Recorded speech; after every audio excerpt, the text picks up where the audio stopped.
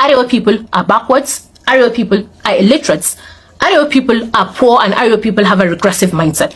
Now, if this statement upsets you because you feel like we're roping the 10% into this generalization, rather than the fact that this is actually true for 90% of the AREWA population, then you're also part of the problem. The educated illiterates, like I like to call them, these are people that feel like we must protect or defend AREWA's reputation or image at any cost, whatever that means. Because, the world sees us exactly for who we are. We have the highest number of out-of-school children in the world. In the world, like the entire globe, the entire earth, we have the highest number of out-of-school children in the world. And Nigeria is on that list because of AREWA. Do not play that mental gymnastics with me. We all know that Nigeria is on that list because of AREWA. India has a population of 1.5 billion people. Nigeria has a population of less than 300 million people. But somehow, AREWA region has more out-of-school children than in India. Do you realize how crazy with this? Nigeria, with just less than 20% of India's population, we have managed to take that trophy home, that we have the highest number of out-of-school children in the world.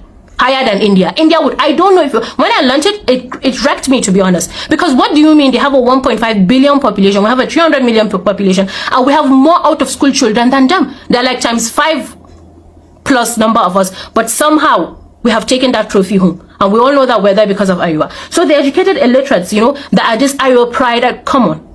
It is true. Honestly, it is true. Now is not the time to defend AREWA. Now is the time to realize that something is actually wrong. Something has been wrong for a very long while. And the only way to fix or correct it is by acknowledging that something is clearly wrong. No matter whatever the intentions of people that point this out is, we cannot ignore the fact that it's the truth. I remembered someone that we were casually having a conversation, and he said something along the lines of, the North remembers. And I was like, what do you mean by the North remembers? She's like, oh, we're powerful, we're united. I was like, we're not. We're hungry and we're vulnerable. If you give people rice, they will do whatever for it. If you give them food or money, they will do whatever for it. Because we're hungry, we're vulnerable. So this image in your head that you've created, that we're this united force, we are not. We're plagued by insecurity, plagued by hunger, plagued by, by poverty and illiteracy. Okay, let me calm down. Another thing is we have a morality problem, right? If you want to outrage AREWA people, and this is a proof of our illiteracy, right? If you want to outrage AREWA people, let a woman show skin or hair. That is what will get the most outrage. Not people killing people, not people kidnapping people, not people stealing public funds. Nothing like that. If you want AREWA to be outraged, do something that is morality related. Gossip, all these things. This is what outraged AREWA. I think there was mass weddings that happened in like three states. Let's say from last year to now or more. I don't actually remember. But nothing from the people, nothing from the people. But an actress came out last month, was it, or whatever, to say that she's not going to get married or something along the lines of that. And all of a sudden, people are outraged. I've blocked more than 20 people that came to my FYP because I don't like listening to fools. So when I see that, I just block you because I don't have the patience to listen to you. Like, what do you mean an actress' opinion on whether she wants to get married or not is what gets you outraged? What do you mean that is what gets you upset? I don't even want to talk about the other scandals because I do not even want to acknowledge that they exist. But I know that they exist. I know there's so many causes that we've tried, people have tried all over, to raise awareness on, to get people to talk about it, to get people to demand justice, and nothing will be done about it. Okay, let me move on. Now, if we, and the reason you're upset about this, AREWA illiterate stuff is because it's true. No matter how hurtful it sounds, it is true.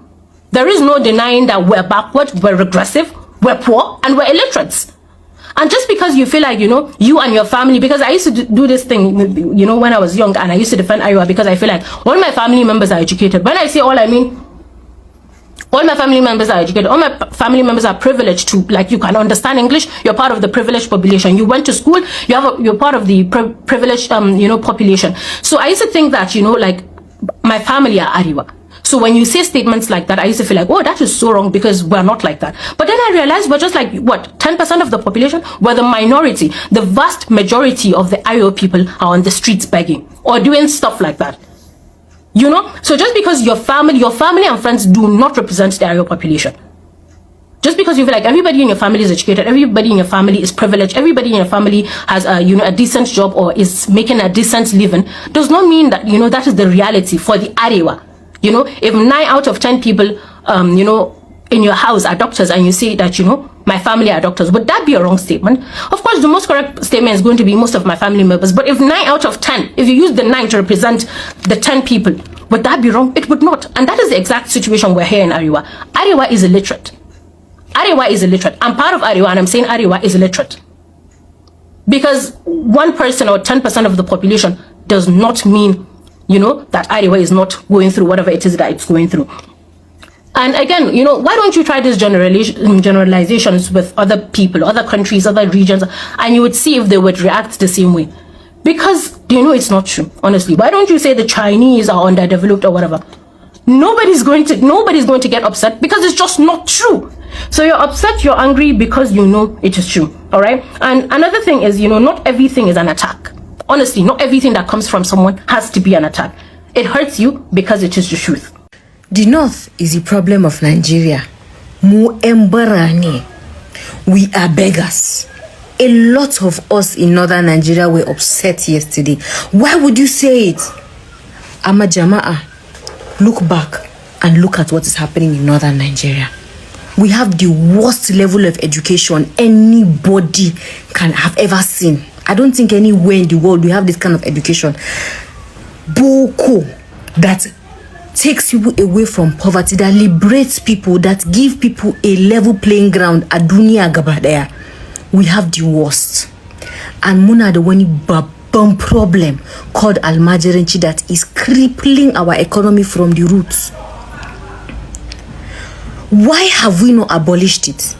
Oh no, it's good for it helps people learn the religion. Fantastic. There's no lie. However, can you categorically tell me it has done more harm than good or more good than harm? An average Almajiri does not have any chance at life. That child, yaron ta ya girma da zafi a zuciya. He's abandoned. Do you know what abandonment does? The structure, the system of northern Nigeria was built to impoverish northerners. That's why we have the highest level of poverty. Kokunki kokunso gaskiya ɗaya ne. Arewacin Nigeria, our big men, the rich ones, they have crafted Arewa society in such a way that very few people can become wealthy and ambitious and affluent, and the remaining are left down there. Mune and Dabomu are next to none in the world. Mune and Baramu, they are beggars everywhere, but ne Arewa, wayo, Mune PhD, Mune A1. Go to Lagos, go to Abakaliki, go anywhere, you will find Arewa beggars. How many Igbo beggars kukagani? Masubaraba? Akachi Akurezo? No. Then let's talk about the whole system of Arewa, how it's built. You are taught to honor.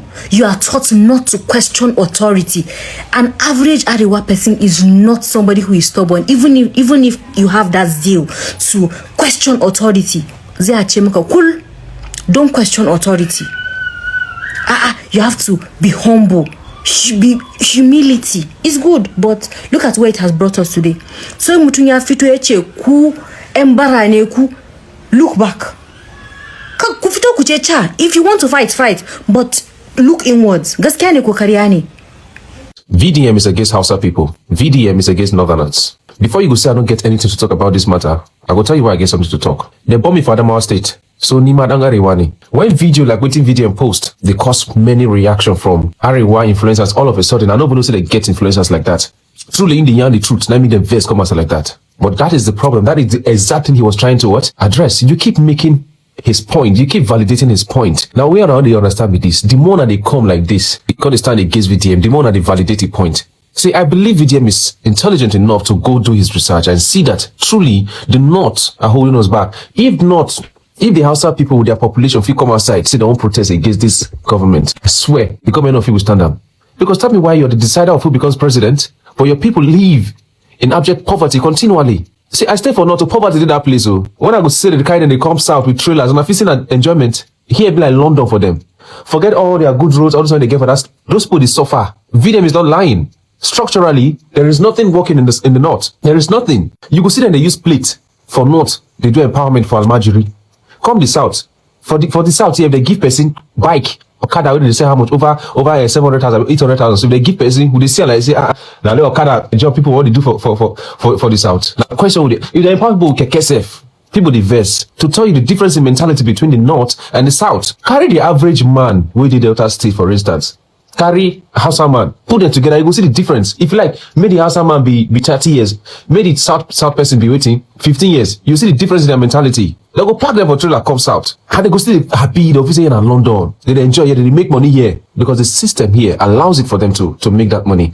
But back in the North, it is not like that for them. I don't blame people who came out and attacked VDM, because listen, you all just made VDM's point, because all of now we come outside, so I don't see poor person inside. So it is obvious you're protecting somebody else's interest, either the ruling class or the elite in the North. See all of now we come outside. Now tush, now they well. You are well educated. Now they oppress them now. Now when I come outside, they talk. They defend the North. They defend the ruling class. They defend the elite. They attack VDM. The person come outside talk to liberate una, to make una see, okay, yes, problem they did not. Una come outside the attacker. VDM is not your mate. It is very obvious now that the more you try to attack him, the more you validate his point.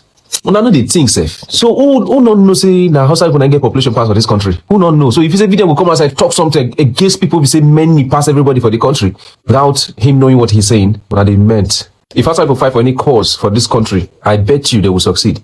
Because that will only mean these people are finally what? Free from the structural damage. Now they attack VDM, say he hates the North. VeryDarkMan called Hausa people beggars yesterday. AREWA kune problem in Nigeria. Kune kuke da matsala. Jama'a, idan magana nan yayi zafi, to da alaman akwai iota of truth in it. Akwai alamun gaskiya a ciki. Come closer. I'm from AREWA. And I will tell you categorically, akwai structural problem in northern Nigeria. There's a fundamental problem, because if you compare an average AREWA man to people all over the world, we are very different. And I'll tell you, it is an average AREWA man. They are killing your people. You are suffering. What happens next? Allah ne Yesu. Why are we very easy to oppress? Fundamental issues, because an average person is taught never to question authority. The very few that say haba, no, let's question, that probe, that question, su problem ni. An average AREWA person is like that. Hausa, Fulani, other tribes.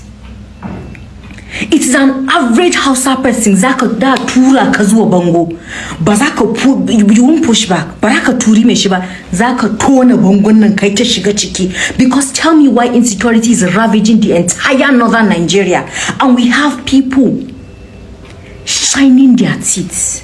Kai rara, they kidnapped his mother. He knows the pain of kidnap, but he's still dancing and singing to the president because they found his mother. They would have killed her there, because they have killed other people. An average northerner is taught never to question authority, and that's the reason why we are where we are. Another thing that bothers me about arewacin Nigeria, bude idomu, kunga systems that aka samana in place. Have you seen almajiranci anywhere but in the north?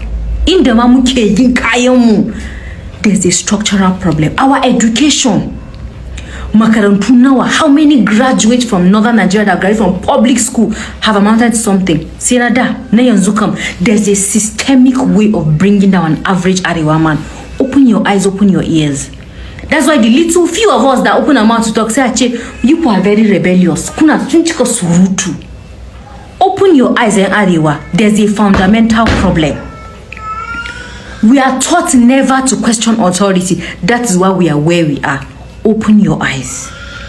We have the highest level of beggars, poverty, insecurity, suffering, yet we will still produce the president. Think about it. Common sense. Think about it.